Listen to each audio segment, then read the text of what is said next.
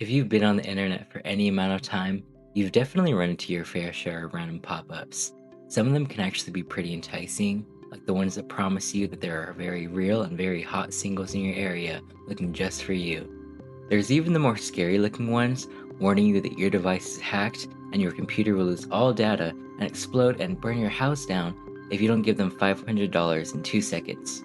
Over time, we've kind of just learned to click out of them and forget about it. 99% of these are just scams trying to get your personal info anyway. But what if there was a pop up that took that threat and made it real? Not the exploding house part, thankfully. That would be terrifying and hopefully only stays a threat. But imagine this: it's a bright and sunny morning on May 12th, 2017.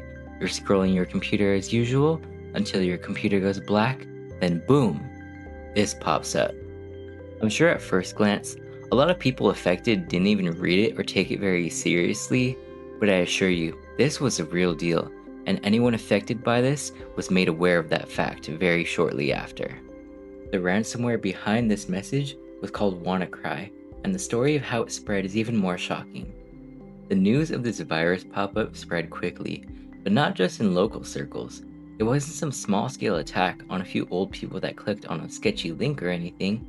This was a widespread international cyber attack affecting hundreds of thousands of computers in over 150 countries, affecting the UK, Russia, Ukraine, India, and Taiwan the most out of any. The ransomware targeted technology running Windows operating software and worked by encrypting documents, photos, and critical system files, and warned users that it would be promptly deleted if a payment of $300 in Bitcoin wasn't sent by a given deadline of a few days, with the amount of money increasing with elapsed time. Of course, this would be enough to scare anyone affected. Things like important work documents, family photos, and so much more were at risk for the average person. But keep in mind, this affected any potentially vulnerable Windows systems, not just random home computers. Meaning, institutions like hospitals, telecommunication companies, and even government agencies were targeted and left temporarily disabled by the attack. Panic set in quickly, and tech experts advised the public to not give in to the ransom demand, as paying the fee didn't guarantee the recovery of the encrypted data, and doing so would likely only encourage similar attacks to appear in the future. Now, I'm sure you're wondering, who even perpetuated the attack? Where did they get this ransomware, and how did they develop it? Well, as it turns out, the hackers actually took this exploit from none other than the US National Security Agency themselves. Just a few months before their attack in May, a group of hackers called the Shadow Brokers leaked a collection of hacking tools that belonged to the NSA. In their findings, they discovered an exploit based on Microsoft's Windows operating system developed by the NSA called Eternal Blue. This exploit was developed to take advantage of a vulnerability in Windows Server Message Block Protocol and allowed attackers to execute any code remotely on other vulnerable devices on that network.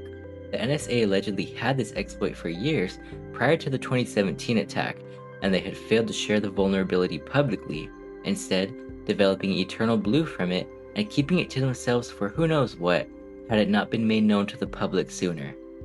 Now, the real shocker to all of this is the fact that the fix for the vulnerability that WannaCry relied on had actually been available to the public for months leading up to the attack. That's right, Microsoft themselves had put out a Windows update to patch this security flaw, so anyone with a supported device who kept their system up to date was doing just peachy. Anyone who hadn't installed the newest update or was running outdated software, well, you already know what they opened their device up to. Though that does make it sound a lot more simple than it actually was. Sure, some people just needed to update their device and they would have been fine, but what about the institutions that cannot risk the downtime of updating hundreds or even thousands of devices? Or places like hospitals in particular, rolling out system updates for all their equipment isn't instant or easy. These machines run important software and are often tied to medical equipment, so taking systems offline, even briefly, can delay or prevent real-world care. Needless to say, there wouldn't be a shortage of delays in the real world thanks to WannaCry. Hospitals around the world were forced to cancel numerous surgeries, turn away non-emergency patients, and were slower to send out ambulances. Other real-world areas affected were major industry institutes where operations could be completely frozen in some cases, causing manufacturing plants and production lines to stop completely, resulting in global disruption for many companies in just a few hours' time. In these few hours alone, WannaCry caused massive international financial damage, with estimates ranging from hundreds of millions to even billions of dollars in losses. That wasn't where the money stopped though, because the hackers had been sent over $130,000 in Bitcoin by victims hoping to save their encrypted data, an amount now worth approximately 3.3 million in today's economy. The saddest part of all is that most of the people who actually coughed up the ransom money likely never saw their encrypted data again. Of the 327 total payments sent to the hackers, very few victims reported ever getting their files recovered. I can only imagine people panicking and paying the ransom money out of desperation just to realize they'd lost money on top of any photos or documents already lost in the attack. Saying this attack was devastating would be a huge understatement. Governments and cybersecurity analysts scrambled to find a solution ASAP, while the attack just kept spreading throughout the world. Hospitals were left overwhelmed, companies were shutting down for the day, and systems everywhere were being locked out literally by the second. As time passed, hope was fading. Little progress towards a fix had been made, and when it seemed like things were only getting worse, things took a sudden turn. By a stroke of luck, a 22-year-old cybersecurity researcher from the UK named Marcus Hutchins accidentally discovered the kill switch of WannaCry. Marcus was able to get his hands on a copy of WannaCry's code, and in his search of it, he discovered a strange domain name that wasn't in use at the time. He found this odd, and decided to pay just a few dollars to put the domain online, and as soon as he did, the global spread of the virus began to slow down dramatically. This domain trick actually turned out to be a hidden kill switch left in the ransomware by its creators. Basically, how WannaCry worked is that when it was executed on a system, it would check whether this strange domain existed online. If this domain wasn't active, the virus would continue running and spreading. However, if it detected that this domain was live, it would stop spreading further. With such a dangerous virus at play, you'd expect some long drawn-out, nearly impossible to find kill switch, but all it took to slow this global spread was simply registering a website. Although this was a huge step in the right direction, it was far from a long-term solution. It only delayed the spread, and further action was needed to actually stop WannaCry for good. Cybersecurity teams worked hard to remove the ransomware from as many machines as possible, while Microsoft rushed out emergency updates for its devices, including ones that were previously unsupported at the time. Antivirus companies worked hard to update their tools to adapt to the ransomware and remove it, while many affected individuals and organizations attempted to rebuild their systems from local backups. Those who were able to successfully recover their systems were considered the lucky few, as many devices were unrecoverable and had to be tossed completely. Though WannaCry's reign was coming to a close, it left many starting from scratch with their device. Following the major attack on May 12th and the efforts to recover from it, there were two minor cyber attacks from new and improved variants of WannaCry, though they were swiftly contained and held little to no risk compared to the May 12th incident. On May 19th, the hackers attempted to carry out a distributed denial of service attack, or DDoS for short, essentially flooding a server's network traffic in order to shut it down. In response, Hutchins moved the domain to stronger servers capable of handling much higher network traffic. Many small-scale actions were taken by the hackers in an attempt to regain the upper hand, though nothing worked out the way they hoped, leaving the DDoS attempt as one of their last major actions.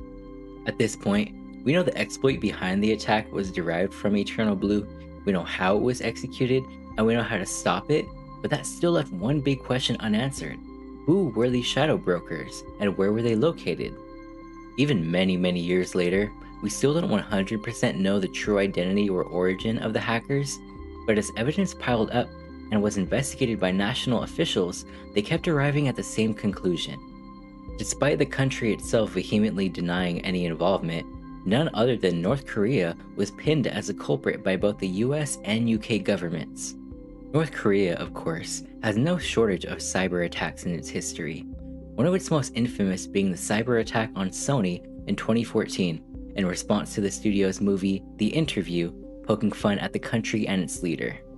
One of the major findings that pushed this idea was the similarities found between code in WannaCry and malware previously used by the Lazarus Group, known for its ties to North Korea. Though it must be said, this code could have simply been borrowed by a copycat group or even placed intentionally to divert attention from the real culprits. With no clear culprit to place the blame onto, public attention quickly shifted elsewhere and much of it landed on the NSA. Many individuals and organizations alike were quick to point out their mistake of not at least privately disclosing the original vulnerability that led to the development of Eternal Blue. Instead, it was allowed to happen because of the NSA's decision to keep the information under wraps.